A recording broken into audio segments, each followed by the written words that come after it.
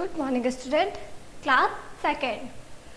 हमारे 3 part complete हो चुके हैं, उसका वर्क भी आपने कर लिया होगा। तो आज हम नया पार्ट शुरू करेंगे। इसका नाम क्या है? राम सेतु। पेज आपकी स्क्रीन पे भी दे रखा है। आपके पास बुक है तो आप पेज नंबर 18 निकाल सकते हैं और साथ में रीड करते रहिएगा। ओके, सबसे पहले हम क्या करेंगे, इसके कुछ कठिन शब्द है वो पढ़ेंगे ताकि आपको पार्ट पढ़ने में और समझने में थोड़ी आसानी हो। ओके, तो पार्ट का नाम आपको पता ही है, राम सेतु। सबसे पहले क्या करेंगे हम? कठिन शब्द, कठिन शब्द। ओके, उत्साह, क्या लिखा है ये? उत्साह। परेशानी, क्या लिखा है ये? परेशानी। शक्ति, क्या है ये? शक्ति। धारियां, धारियां। पत्थर, लोटपोट, स्वयं, झाड़ती। ओके, परिश्रम, सदैव। लास्ट क्या है हमारा? छुड़ाने। एक बार वापस पे करूंगी। उत्साह, परेशानी, शक्ति, धारियां, पत्थर, लोटपोट, स्वयं, झाड़ती, परिश्रम, सदैव और छुड़ाने। तो उत्साह मतलब हम कोई भी कार्य करते हैं, किसी भी काम करने के लिए, किसी भी कार्य को पूरा करने के लिए हमारे अंदर क्या होना चाहिए? उत्साह है। ओके, जोश होना चाहिए। परेशानी, ये आपको पता ही है परेशानी क्या होती है। किसी भी चीज़ की परेशानी होला या कुछ मुसीबत आना तो हम परेशान हो जाते हैं। शक्ति, हिम्मत, आपको पता ही है। धारियां, जो इस पार्ट में गिलहरी दे रखी है उसके ऊपर धारियां दी हुई है तो आप समझ जाएंगे धारियां। पत्थर, पत्थर भी आपको पता है। लोटपोट, लोटपोट होते ना, उसको बोलते हैं स्वयं, मतलब खुद। क्या होता है? स्वयं मतलब खुद। झाड़ती, परिश्रम, क्या लिखा है ये? परिश्रम मतलब मेहनत करना। सदैव, हमेशा। छुड़ाने, किसी चीज को छुड़ाते हैं अपन, कोई चीज अपनी ले लेता है अपन उसको छुड़ाते हैं, या छुड़ाना कुछ भी। ओके, तो ये सब क्या है हमारे? कठिन शब्द, जो आपको मैं PDF के जरिए भेजूंगी। उसको आपको नोटबुक में वर्क करना है और उसको कंप्लीट करना है। अच्छी राइटिंग में करना और सुंदर सुंदर लिखना। ओके, अब हम क्या करेंगे, एक पार्ट दे रखा है उसका 1 पेज हम आज करेंगे, उसके आगे वाला पेज हम नेक्स्ट वीडियो में पढ़ेंगे। तो सबसे पहले हमें पार्ट का नाम अभी मैंने बताया था आपको, राम सेतु। राम जी के बारे में, भगवान श्री राम जी को आप जानते होंगे, तो उनके बारे में इस पे राम जी, सीता जी और रावण के बारे में बताया गया है और उनके वानर भी बताए गए हैं। आपने रामायण देखी होगी। तो हम शुरू करते हैं ये पार्ट। ओके, सबसे पहले हम क्या पढ़ेंगे, इसकी गहरी पेट पढ़ेंगे। आप फिंगर रखते रहिएगा और ध्यान जरूर देना। शुरू करते हैं हम। प्रयास एवं उत्साह के कारण किसी भी कार्य को पूरा किया जा सकता है। हम कोई भी कार्य करते हैं तो उसके लिए हमें क्या करना पड़ता है? प्रयास करना पड़ता है और हमारे अंदर उसके लिए उत्साह भी होना चाहिए। जब हम प्रयास करेंगे और उत्साह के साथ खुशी से कार्य करेंगे तो वो कार्य हमारा पूरा हो जाएगा।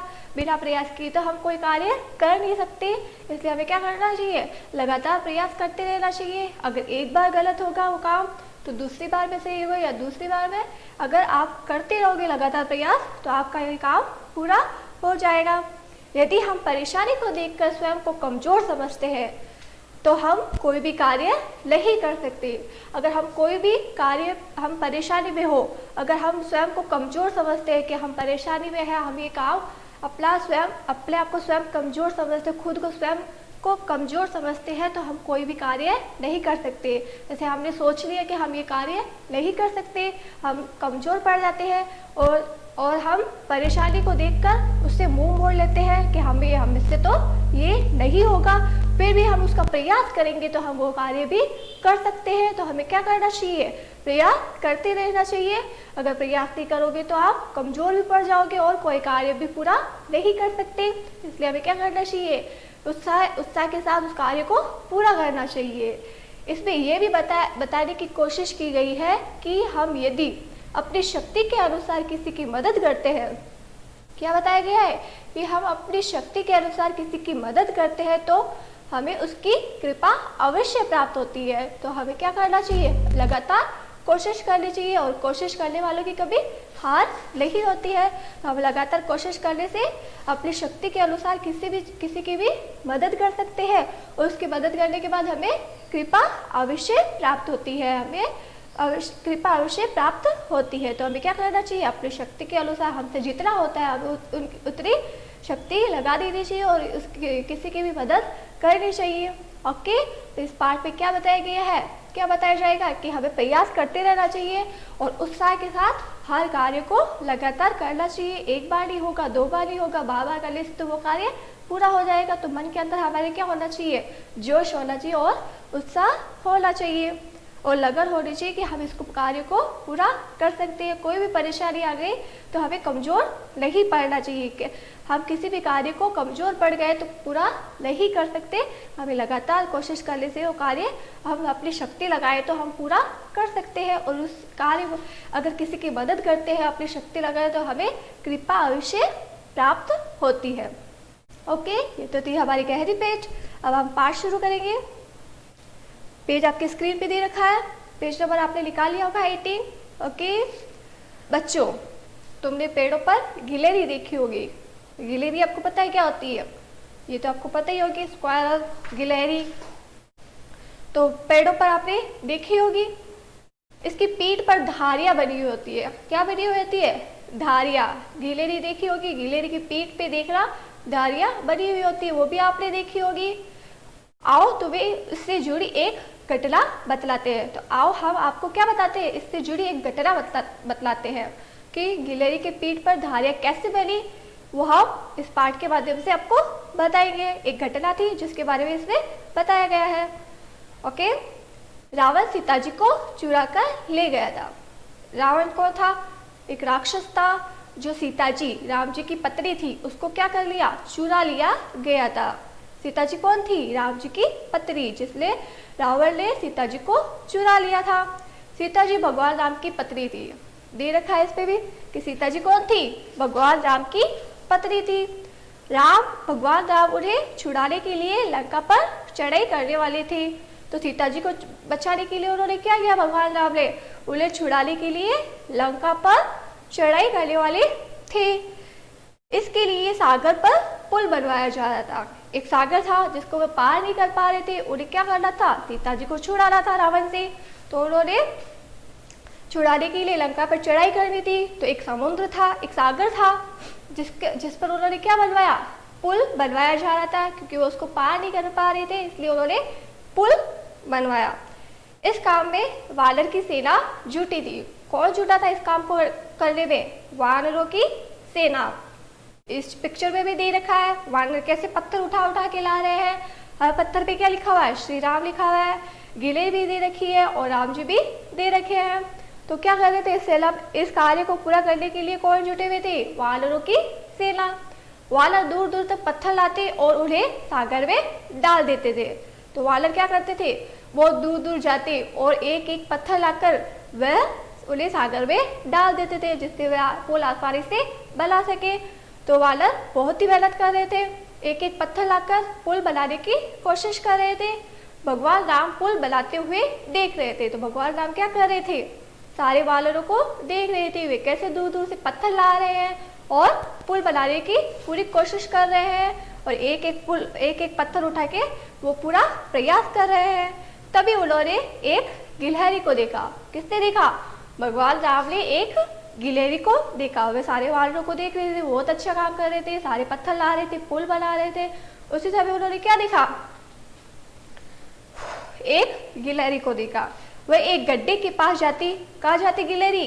गिलहरी एक गड्ढे के पास जाती, उस गड्ढे के पानी में डुबकी लगाती। क्या करती? वह गिलहरी एक गड्ढे के पास जा रही थी और गड्ढे के पानी में डुबकी लगा रही थी और रेत में लोटपोट हो रही थी। पिक्चर में दिखाई दे रहा है गिलहरी कैसे लोटपोट हो रही है। तो गड्ढे के पानी में डुबकी लगाती और रेत में लोटपोट होती, क्योंकि वह गीली हो गई। गीली होने से रेत में लोटपोट हुई और सारी रेत मिट्टी क्या हुई, उसके चिपकने लगी। फिर वह सागर के किनारे पहुंचती। तो वह क्या करती? सागर के किनारे पहुंचती। अब वो मिट्टी से क्या कर रही थी, उस रेत से क्या कर रही थी, क्यों लोटपोट हो रही थी और क्यों पानी में डुबकी लगा रही थी और राम जो उसे क्यों देख रहे थे, ये हम नेक्स्ट वीडियो में पढ़ेंगे। आज हम इतना ही पढ़ेंगे। ओके, तो आज हमने क्या पढ़ा? हमें किसी भी कार्य को पूरा करने के लिए प्रयास और उत्साह की बहुत ज़रूरत है। हमारे अंदर उत्साह होना चाहिए और लगातार प्रयास करना चाहिए। परेशानी को देखकर स्वयं को कभी कमजोर नहीं समझना चाहिए। तो हम कोई भी कार्य नहीं कर सकते। अगर परेशानी में हम कमजोर पड़ जाएंगे तो हम कोई कार्य नहीं कर सकते। तो हमें ये भी कोशिश की गई है, इस पाठ में ये भी बताने की कोशिश की गई है कि हमें शक्ति के अनुसार किसी भी मदद करते हैं तो हमें उसकी कृपा अवश्य मिलती है। एक गिलहरी थी इस पाठ में जिसकी पीठ पर धारियाँ थी और उससे जुड़ी एक घटना बताई गई है। राम जी थे, सीता जी और रावण जी भी थे इसमें। रावण ने क्या किया? सीता जी को चुरा कर ले गए। सीता जी भगवान राम की पत्नी थी। कौन थे सीता जी? भगवान राम की पत्नी थी। और भगवान राम उन्हें छुड़ाने के लिए लंका पर चढ़ाई करने वाले थे। इसके लिए उन्होंने क्या किया? सागर पर पुल बनवाया जा रहा था। इस काम में किसकी सेना जुटी हुई थी? अभी बताया था मैंने आपको पाठ में, वानरों की सेना जुटी हुई थी। वानर दूर दूर से क्या कर रहे थे? बहुत बड़े बड़े पत्थर ला रहे थे और सागर में डाल रहे थे। पिक्चर में देख रहे हो आप, बहुत बड़ा सागर दे रखा है, उसमें पत्थर भी है। वो क्या कर रहे थे? पत्थर डाल रहे थे। भगवान राम पुल बनाते हुए देख रहे थे। तभी उन्होंने क्या देखा? अभी मैंने बताया था आपको। तभी उन्होंने देखा एक गिलहरी थी। गिलहरी को देखा कि वह एक गड्ढे के पास जाती, उस गड्ढे के पानी में डुबकी लगाती। डुबकी लगाने के बाद में रेत में लोटपोट करती। फिर वह सागर के किनारे पहुंचती। ओके, इसके आगे के वीडियो में हम इसके आगे वाला पेज पढ़ेंगे। तो आपको जो वर्क भेजूंगी वो आपको कंप्लीट करना है। कठिन शब्द दूंगी आपको जो आपको नोटबुक में वर्क करना है। Okay, thank you.